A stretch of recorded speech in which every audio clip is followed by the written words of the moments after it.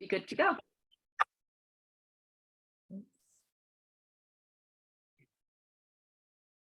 Hi, I'm Lisa Singer. I am the Senior Director of Event Programming at Media Post, and this is Brand Insider BTS, where I get to pull back the curtain on some of the most influential women marketers today. And with me is Donna Josephson. She is the CMO of Shipley Do-Nuts.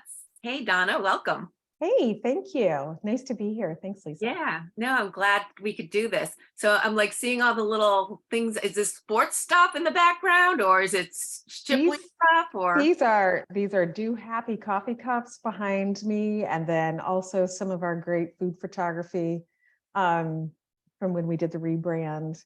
And then there's some POP for online ordering and our new loyalty program behind me. wow, So I just splatter it all over the office. So all about there's donuts. beautiful donuts. Yes. Definitely. Well, that's awesome. Well, I have to congratulate you. You were chosen earlier for the top 50 franchisee CMO Game Changer, and that was by Entrepreneur Media. So that's pretty cool. Congratulations. Yeah, it was. It was a big honor. I was a little surprised that I was nominated for that, but it was a big honor to be nominated. And then, of course, they don't keep it a very big secret at Entrepreneur Magazine. They start emailing you once you're nominated. So, and then to win or be part of that group was that was their inaugural group. So it was a very great group of people too. Yeah. To be recognized with. So yeah, it's quite an honor. No, that's really nice, especially game changer. So I'm curious though, because we know in marketing what game changer means, and obviously, or just even in the industry, even other industries, just basically it's just that standout. I'm curious to you what game changer means though, on a personal level or in life in general, not talking marketing, but just life. Well, there's a lot of those, right, in life. I think just looking back, all through the years, obviously your children are a big game changer. Yeah. And what's important to them. And I think for me, just focusing on family and friends and what's going on with family and friends and keeping that balance. There's been many times you've kind of had to change the game in order to make sure that you are doing the right thing for everybody. And so, and especially as women, we're a lot of times the caregivers and the caretakers, but we're also these strong individuals that like to make all kinds of things happen at the brands. And so I would say anytime during life when something has come up that I've had to pivot or find a way to go a different direction, it's usually something to do with family or something to do with those close friends that are so important. Well, obviously, they impact you so much more part of your life in the sense of, you mentioned your kids, but or just anyone, any family. If something good happens, bad happens, you're going to have to take that in. But then how do you, because you're also needed very much so in your job. And so to be able to kind of change the dynamic, maybe on a personal level, but then still show up at Shipley's, how do you ever sort of have to, I'm sure you have to pause many times, but is there a time when maybe you face that kind of challenge and it was just like, all right, how am I going to do this? And then all the time. I mean, I think my entire career, there have been instances where, you had to make tough choices, or for a while there, I really struggled with, is this what I'm supposed to be doing? My children were so little when I got pulled into the restaurant industry. And, am I going to miss some things? Am I going to miss out? And, I think that's one of the things that, that we have to choose to decide, we can be all the things if we want to be. But yeah, I think all the time there were decisions that had to be made and we'd have to make different decisions. And I do think that I've been really blessed because I had a strong friend and family network. And so I always had folks there to support me. And I feel fortunate. I was able to do a lot, even with small children. So yeah, pretty lucky, pretty blessed. Do you think, I've spoken with others who have said there's times in their life when, okay, they're being the really good mom and maybe they're not showing up so much at the office, and then vice versa. Other times, okay, maybe they're neglecting mom duties because this is where they need to be at this Mhm. stage at the office.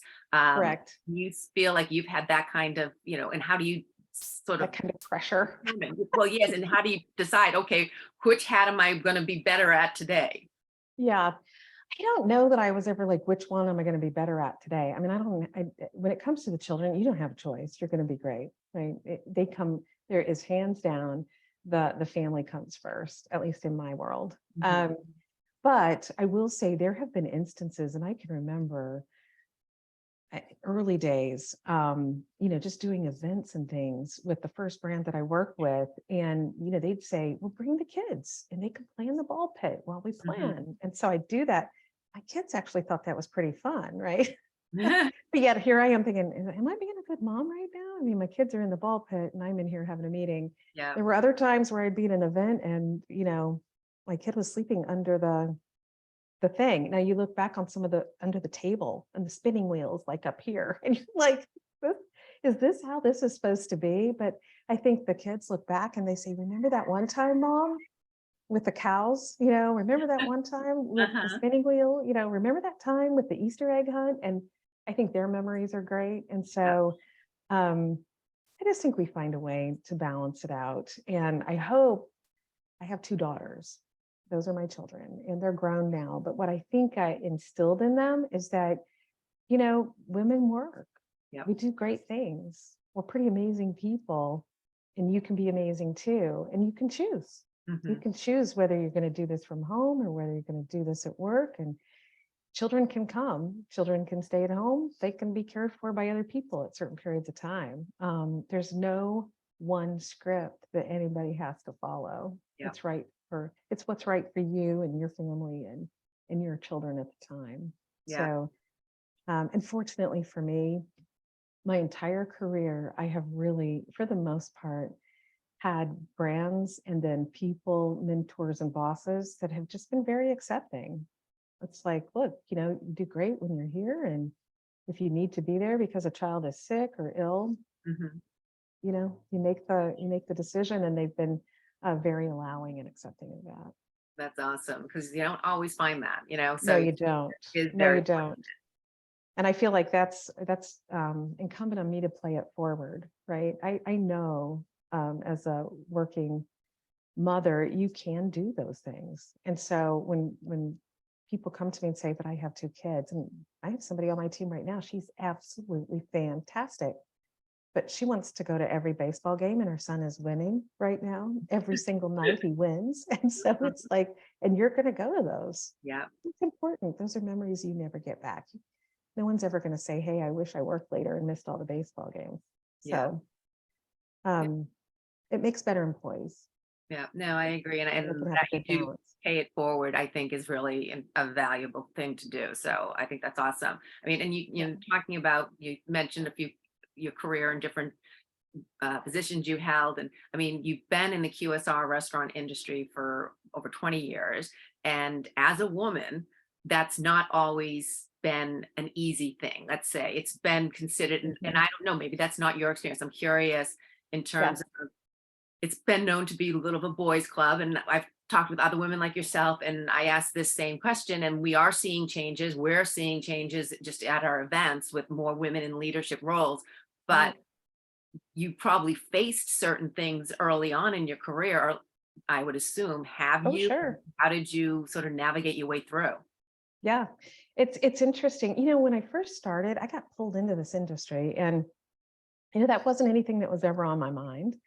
And I can remember one of my positions, literally, I got promoted and it was fantastic. I got promoted, and for a period of time there, I was like, why did they pick me? I was young. I didn't necessarily have a ton of confidence in myself at that point in time. And, I got promoted. And then as I was promoted, and I had this fairly large group of direct reports, and some of them were guys, and they all made more than the women on the team, but their salaries were higher than mine as their supervisor. Wow, that's amazing. And it was kind of a shocker at first, because I was like, man, I'm a bad negotiator.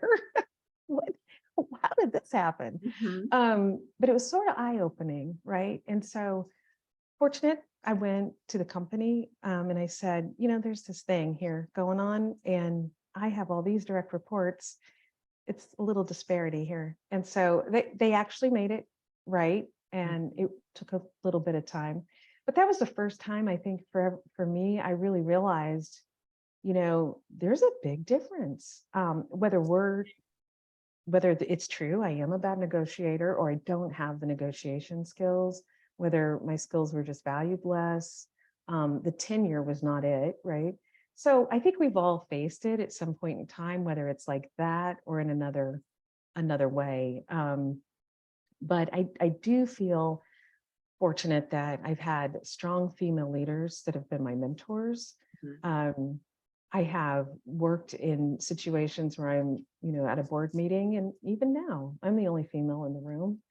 I try not to focus on being the only female in the room and make it a thing, Yeah. if you will. I feel like it's my job, then it's my responsibility to be the voice of the diversity in the room.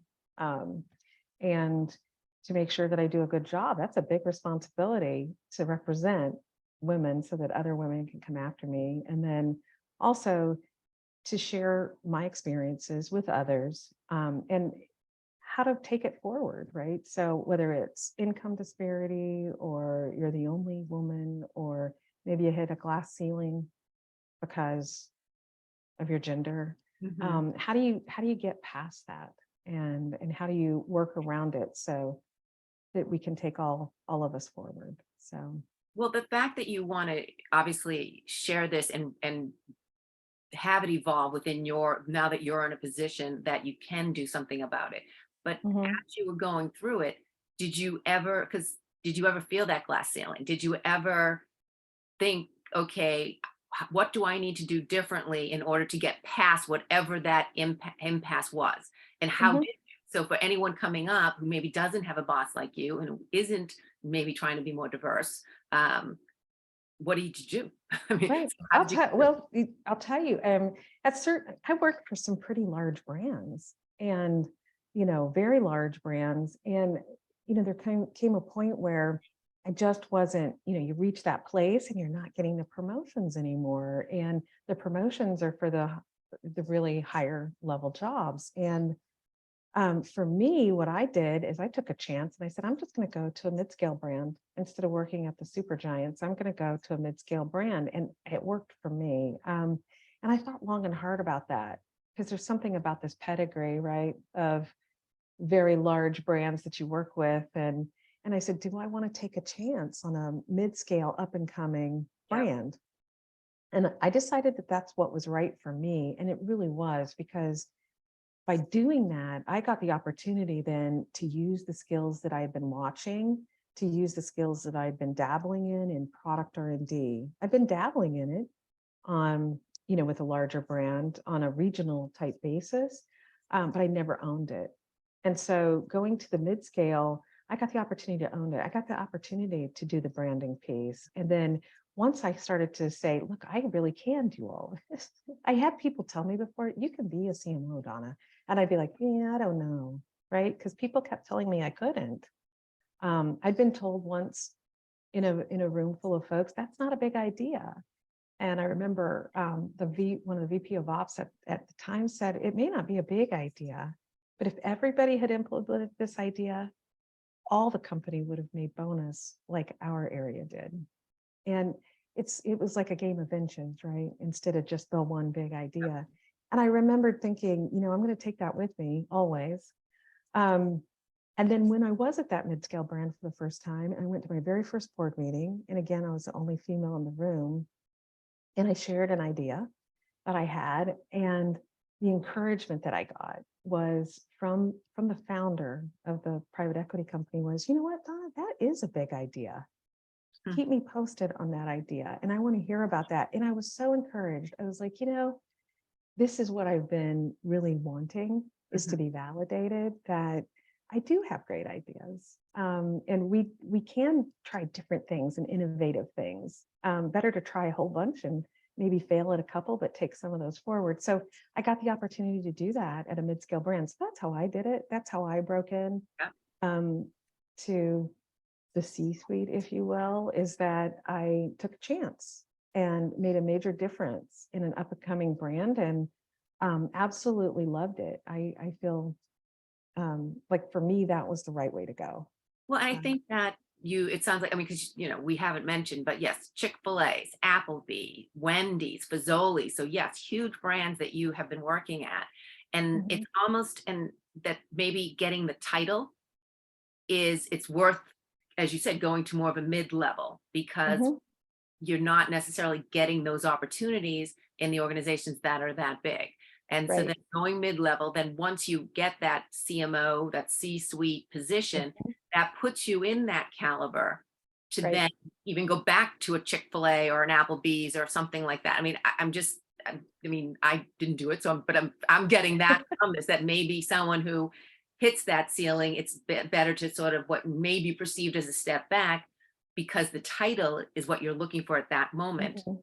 and then you Yeah. can move forward. Yeah, the brand was smaller, but the job was so much bigger.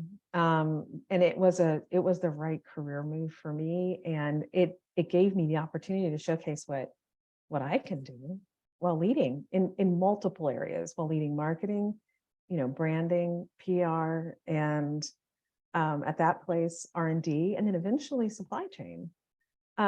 So it's just really, I think it was the right move for me. Now, other people, they don't get that glass that like that, they just move right up. So I think it's going to be specific to each individual and what they're experiencing. And then also recognizing the doors when they come, that those doors of opportunity. I know there were some folks and the brand was McAllister's. Let's just put it out there. It's a great little brand, and it's not so little anymore. I'd like to think I had a little something to do with that. But um, but there was a lot of people who didn't want to take a chance on it. They were like, "Why would you do that? It's not. It's so small." And I'm like, "But it's not going to be, right?" And other people would say the marketing budget. If you think about it, when I was at Applebee's, we were $100 million advertiser on national television. We were opening 100 restaurants a year. I go to Wendy's, one DMA had the budget that, that some of that Applebee's might have, right, for their national advertising, because the ad spend was just so high. And then you go to a McAllister's and your ad spend is just a few $1,000,000. And so what I would say to everybody is, well, is that all I am? Is somebody who can spend millions on media and local marketing, or am I a marketer Yeah. that can do other things, right? That actually drive the business? Because not every business is a national advertiser. Not every business even advertises on local media, but somehow businesses continue to grow. So I'm not just about spending those dollars. I have a lot more in my toolbox, right? And it gave me an opportunity to showcase that. Well, and I think it's almost sort of when you talk to someone just getting out of school and they say, like, let's just keep with the marketing industry. And is it better to, get a job at, a huge organization or a huge ad agency, and you're probably like, answering phones or filing, or go with a small agency and you're doing Mhm. everything. So you're experiencing, maybe you're going to write some copy, maybe you're going to help with Right. creative, maybe you're going to do this and that.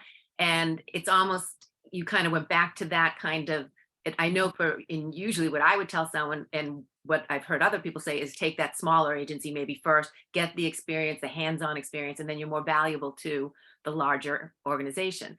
But it almost sounds like then when you get to another level, if you do find yourself hitting that glass ceiling, kind of take that same advice, go where you can actually utilize your skills, do more, and then take that value to, stay there with it, or go to the next, phase or Right. whatever it is. But it's a similar, Yeah. And it's a I'm, great opportunity to yeah, learn, right? You don't, when you're working in a large scale brand, you learn, but a lot of times you're in a silo. Um, and that's not to disparage any of those brands. They're fantastic. I mhm, would not have learned everything I learned. They were a great learning ground for me.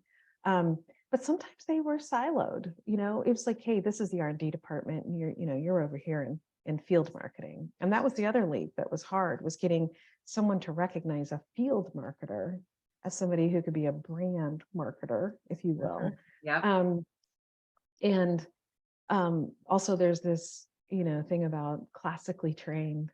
classically trained marketer from the CPG world. And I'd be like, okay, I was classically trained in QSR. So, um, and we have to do things sometimes a little bit faster. We can't have the fail rate of a CPG brand. So I just think that there's all kinds of different paths that a young person can take. You have to find out what doors of opportunity open for you. And I also think that, so be open to all of them. And to your point, people that came to work for me at a smaller brand, I'd say, what are your aspirations? Do you know? Sometimes they knew and sometimes they didn't know. But the one thing that I could always promise was you're going to get to be a part of all of it. Yeah. We work as a team because we were small, and you get to see how an R&D project comes from ideation, business case and ideation, all the way through the stage gate processes. You'll get to be a part of that. And you'll also get to be a part of field marketing and execution. You'll get to see it. You may not have to do it all, but you'll get to see it, and everybody learns so much. And I stay in contact with most of the old team, and that's what they always come back and say, man, I really got to do a lot more than some of my counterparts. Now that, they've moved on to other things. So No, there's and value in that. it helps you to decide, like, okay, you Mhm. sample everything, and then this is where my passion is, or this is what maybe I didn't even know about this, and you figure it out. Right. I'm curious in terms of when you talk about like you mentioned your daughters, and if someone were to come to you, you've talked a little bit about how you would advise them, but how would you advise them to sort of go like deal with those kind of people treating them maybe differently because they're a woman, or maybe not giving them, like, I know, you talked about different things. You went in and asked for more money, and then, just as you said, to get to that CMO level. But on a day to day, like, it's not always that, you were at a higher level when you were doing those things. Someone who's just Mhm. starting out, I mean, one, again, when you think QSR industry, you don't necessarily, maybe as a young woman starting out, I'm going to say, oh, I don't know if this is for me. I don't know if there's good opportunities. So how do you sort of help them maybe initially navigate or decide what's the best for them? Yeah, I think I've had a couple of women that have worked for me, fresh out of whether it be an MBA program or college, and then of course my daughters. And sometimes folks just don't know what their passion is right away. Number one. And number two, in being treated differently, I feel like I feel I feel like it continues to happen. It depends on the situation, but it continues to happen where people are treated differently because they're a woman in the marketplace. And I have been counseling someone recently, and I just told them, look, you know who you are. You stand firm. You know who you are. You know what you're putting together as far as the documentation. And I also said, be smart about this, right? You do follow-ups, and because sometimes there's just this disparity in who's doing all the work. It's almost like remember those group projects in college? Oh, Where yeah. sometimes certain people did all the work and other people just kind of watched you do it. Yeah. So there's been some of that going on in one of the situations that I've been helping someone through. And I said, all you do is, you start documenting and walking things through, and then asking questions, right? It's always good to question and come back and say, do you agree? How would you do this differently, in a group setting, as if you're seeking advice. And coaching, I call it coaching up a little bit. You know what the answers are, you know how it should be working. It's okay to leave people with their dignity, but coach them up just a little bit and ask for their advice and how they would do it differently, to see if, and then maybe that changes a little bit about how you're perceived, that you really can handle the situations. You really are giving good advice. You're helping them move forward, as well as yourself and the brand. So, but I also, I had an employee, and she's fantastic. I just had dinner with her recently, and she's now in Washington, D.C. And, she came to me once, and she was navigating what she thought was something that she needed as far as salary goes. And boy, she was smart about it. And I wished I had been as smart as her when I was fresh out of college, right? But she came to me I said, I want to present to you. It's really hard to talk about, but I want to present to you why I think um, I need a pay increase. And man, she had done her homework. She had done her homework on the pay levels of people in her position at different industries. She had a business case.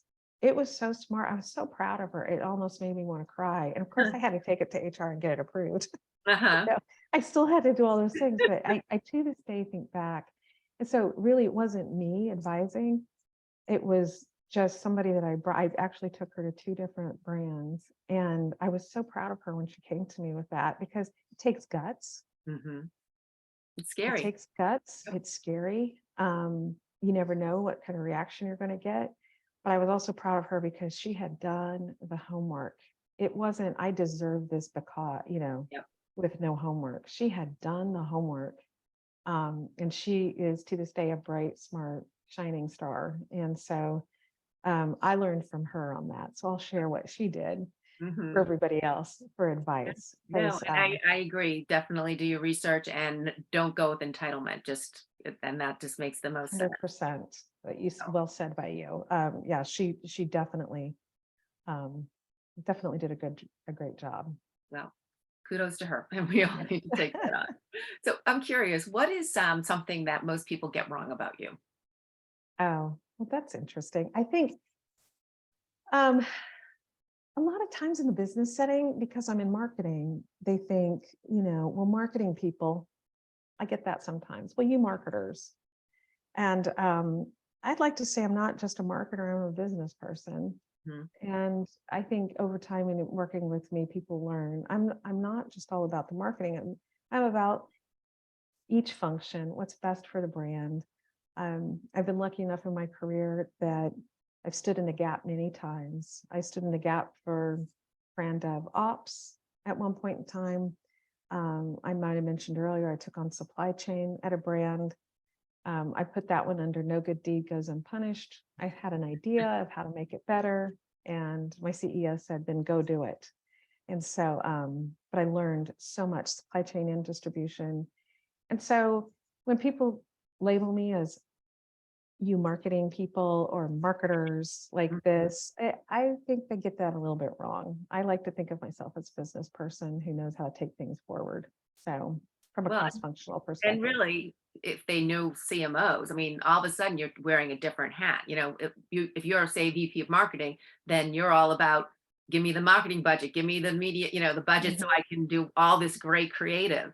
And when you have CMO, you have to look at the bigger picture. So you mhm. sort of have to let go of some of that and Right. And look we're at very focused on, technology today is really the big, you're tied so closely with your IT partners. But you have to be a great business person to and see all facets of the business in order to be creative in the R&D space and the marketing space. So anyway, so I would say that okay. that's what I'd put out there. Right. Well, all right. So tell me, you mentioned it a little bit at the top about the do happy, the for donuts, because for people who don't know, it's DO Yeah. Yeah. nuts. And so you talk about I saw on your LinkedIn, you posted how your franchisees are always bringing the do happy to the customers. Well, what is your do happy? What brings you the most happiness? Well, there's a couple of things I'll talk professional and personal because Okay. they're a little bit different, but on the professional level, it's just really making things happen. One of my CEOs once said, "You're an inertia killer." And after I looked up what inertia was, and just to remind myself from physics class, I was like, I take that as a good thing. He's like, yeah, when there's inaction, you cause action and you make things Mhm. happen. I love making things happen and in a positive way, bringing brands to life, and then also employees and helping people become who they want to be. So I love doing that. And that's my do happy space on the professional side is building. I'm a builder of people, builder of brands. And then on the personal side, my happy place is with family at the lake, Oh, yeah. 100%. Yes, I could, in the woods. Family has a lake house, and I'm actually going there for the Memorial Day weekend, and just being by the water and with my kids and family is absolutely my do happy spot. The only thing that could be better is if there was a Shipley donut right there at the water side with me. Yep, gotta throw in the donut. Well, That's exactly where right. are you, if you don't mind me asking? What lakes? What area? It's Lake Lanier, north of Atlanta in Georgia. Atlanta. Okay, so are there aren't alligators in Atlanta, are there? Well, those of us that live on the north side like to tell the people on the south side that there are, so that they don't come up to the small waters where I am, but there Okay. aren't. No, There that's, really yeah, aren't. that's, Yeah. I did a stint in Florida, and I would walk because I had a little white dog, and I would be like going by puddles and like blocking Yeah, him. So because just like you just heard these stories of, all of a sudden an alligator just shows up with right, any type right. of water. So I was like my fear. Yes, I can understand that. Yeah, so sharks and alligators. So he got me on both salt water and fresh water. So, but that sounds awesome. Well, talk about if what before I let you go. I just want to ask you in the sense of if you could do one other thing now, or what would be, something maybe you want to do, achieve, like, what's left, what is it, and going a little bit away from necessarily, next position on the career chain, like just something that's a little different. Oh, wow. What do I want to do next? A little different. Well, I love to decorate people's homes. So I don't know. Maybe when I retire, I'll be an interior designer. I don't know. But that's one thing that I love to do. And I'd love to be able to spend other people's money, right? To bring their places Better. to Yeah. life. We've been doing a little bit of remodeling here. So I at love the what you've house. done with the the donuts. Yeah. Simply Yeah. donuts. I mean, that, any way that I get to bring creativity to life is always fun. But the other thing, I think my mother has been saying this to me since I was in junior high, and it is on my bucket list to do. And she said, "You're a writer, you're creative. I don't know why you don't write. You should be a writer. You Mhm. make up stories all the time," she says. And I think I got an award once and got published for something. Very cool. And that's something that I would like to do at some point in time. That's next. It's just not on the career scope, but something that I would like to accomplish. And you're in. Well, that Yeah, sounds awesome. Well, Donna, thank you so much. I really appreciate it. It was such a pleasure talking sure. with you. Yeah, you too. Thank Yeah. you. Yeah. And thank you for watching. And as I always say, if you have someone, a marketer, a woman marketer, who you want to hear more about and find out more about, let me know, and I will do my best to get them. So thanks for watching. And again, Donna, thank you. Thanks.